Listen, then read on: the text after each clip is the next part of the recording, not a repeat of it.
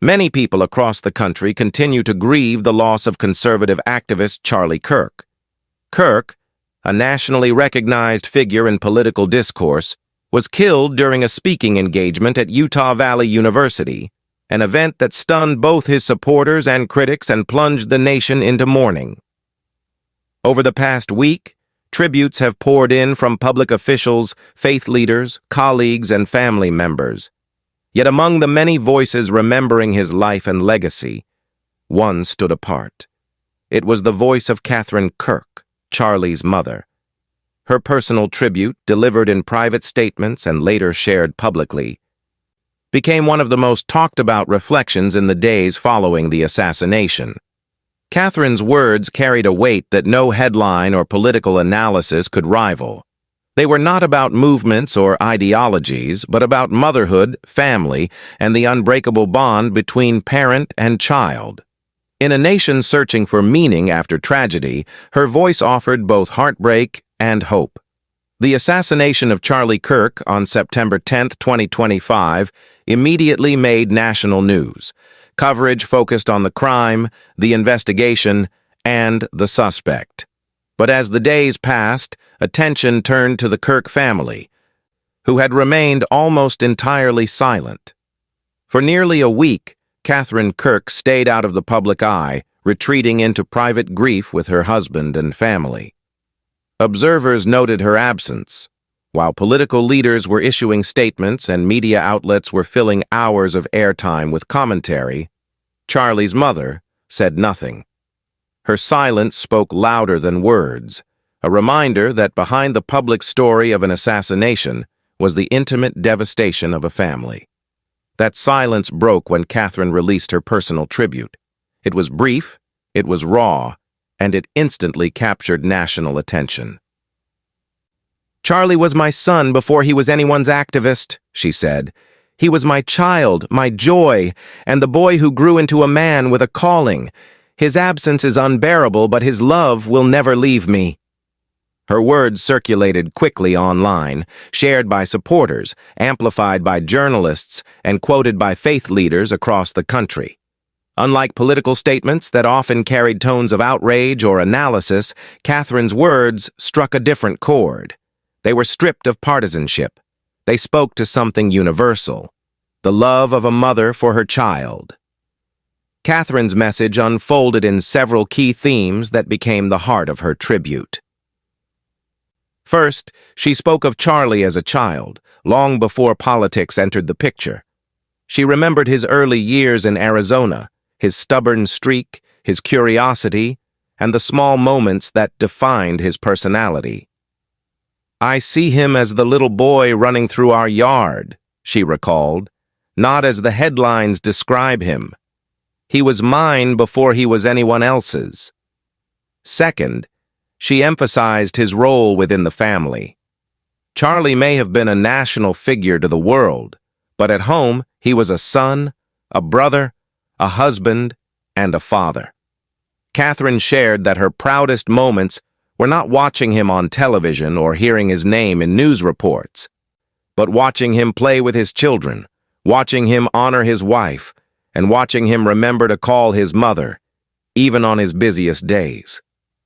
Third, she turned to faith. Kathryn framed her grief within a spiritual context, noting that while she mourned deeply, she believed her son's life had not ended in vain. She described her confidence that his spirit lived on and her hope that she would one day see him again. "The world may say he is gone," she wrote, "but I know where he is, and I know whose arms hold him now." These themes, childhood, family, faith, created a portrait of Charlie Kirk that was personal, intimate, and unshakably human. It was the kind of reflection that could only come from a mother. Kathryn's tribute quickly spread across media platforms. News anchors quoted her words directly, often pausing to acknowledge the raw pain evident in her statements.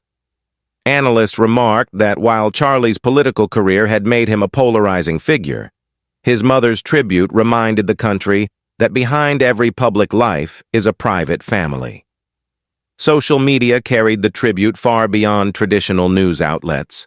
Supporters described her words as heartbreaking but healing. Others noted the dignity in her tone, pointing out that she had resisted anger or blame. Instead, her tribute centered on love, faith, and memory. Faith communities in particular seized on her words. Pastors quoted Kathryn in Sunday sermons, pointing to her reflections as an example of grace in grief.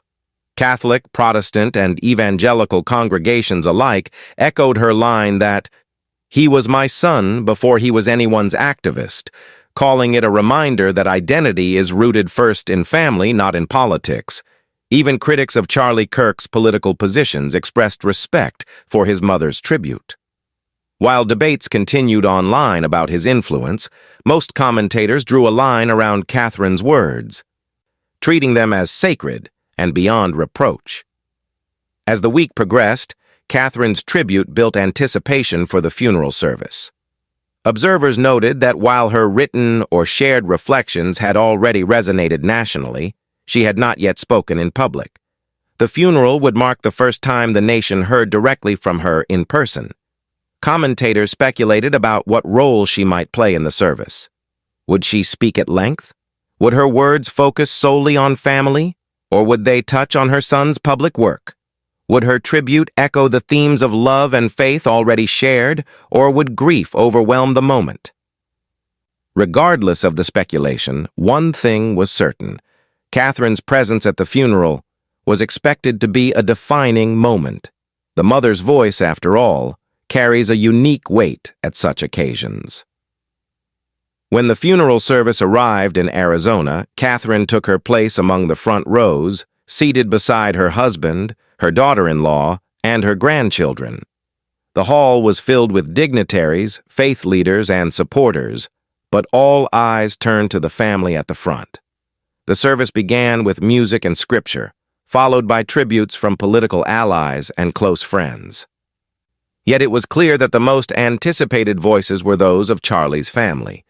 When Kathryn finally rose to speak, the hall fell silent. The cameras shifted, and the nation watched as she stepped to the podium. She carried no notes, only a small folded piece of paper. Her expression revealed both exhaustion and strength. Her words were soft at first, and many leaned forward to hear. "I am not here as a political voice," she began. "I am here as Charlie's mother." She spoke about her son's childhood in vivid detail, describing his boundless energy, his insatiable questions, and his mischievous grin. She shared stories that only a mother could recall: his first scraped knee, his teenage arguments, the way he used to sneak snacks late at night. Laughter rippled quietly through the hall as she humanized the man many only knew from television. Then her tone shifted. She acknowledged the pain of losing him, the emptiness of knowing she would never again hear his voice or feel his hug. Her voice broke as she described the moment she received the call about his death. "No mother should ever have to bury her child," she said, tears streaming down her face. "But here I am." Despite the grief, she returned again to faith. "My son is not lost," she said firmly. "I know where he is. I know who holds him now, and I will see him again." Finally, she turned outward, addressing not just the mourners in the hall, but the millions watching across the nation. "Do not let his death be only a headline," she urged. "Let his life remind you to love your children, to cherish your family, and to live with conviction. That is how you honor him. That is how you honor me, as his mother." When she stepped away from the podium, the silence in the hall was overwhelming. Then slowly the audience rose to their feet in a standing ovation, not of celebration, but of respect. In the hours after the funeral, Kathryn's spoken tribute dominated coverage. Networks replayed her words, often highlighting the lines about family and faith. Clips of her tearful delivery were shared widely online, generating millions of views. Commentators agreed that her remarks had been the most emotional moment of the service.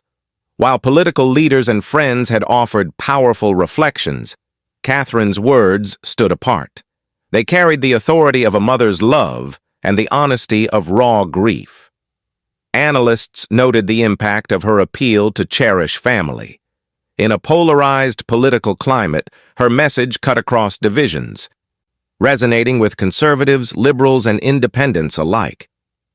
She did not speak as a partisan, one commentator observed.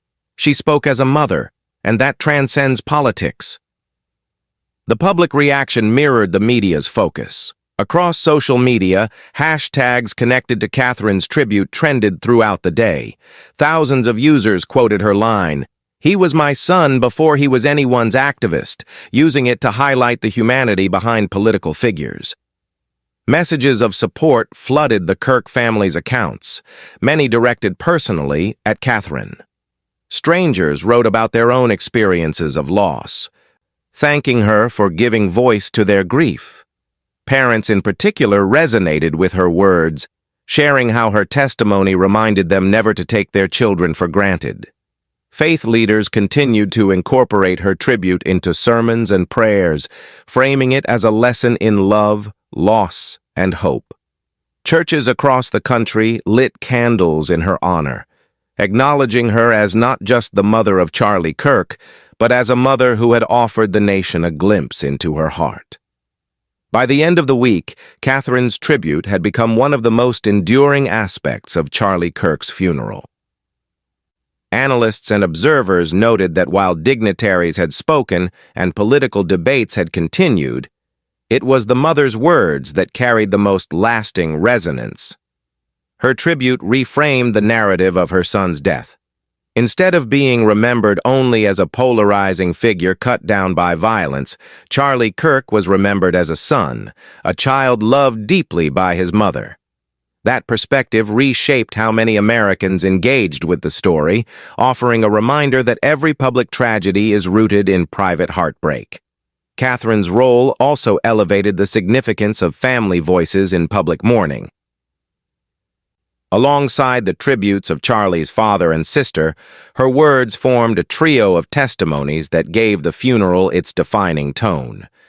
Charlie Kirk's funeral will be remembered for many things: the national mourning, the presence of political leaders, the heightened security, the collective grief of supporters. But above all, it will be remembered for the tributes delivered by his family.